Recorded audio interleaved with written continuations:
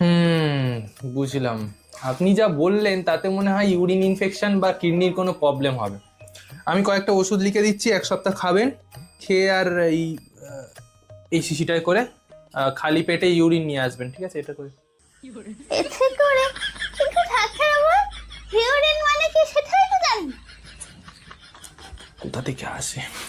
আরে, ইউরিন মানে প্রস্রাব, টয়লেট টয়লেট। কিন্তু এর মধ্যে কথাটা পেচ্ছাপ ধরবে।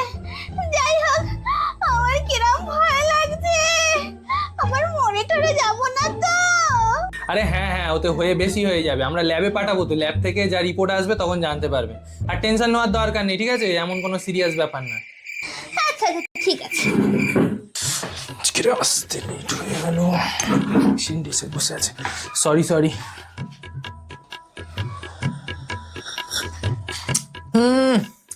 ও নুনে পোড়া করেছে।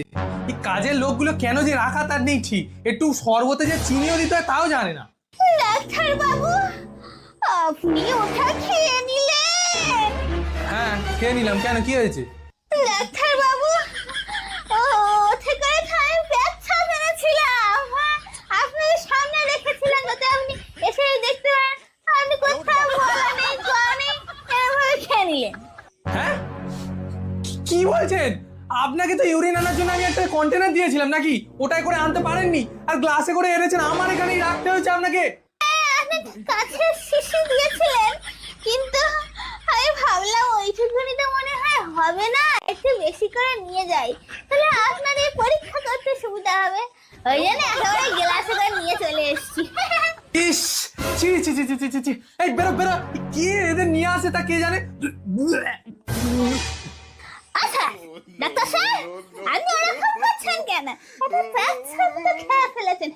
আমার মুখে কথা দুঃখের বেড়ার ইঁদুর ব্যাংক টিকটিকিতে উঠে আর কিনতে হবে।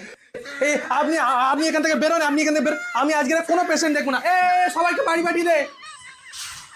যা চলে গেল, আমাকে দেখলো না।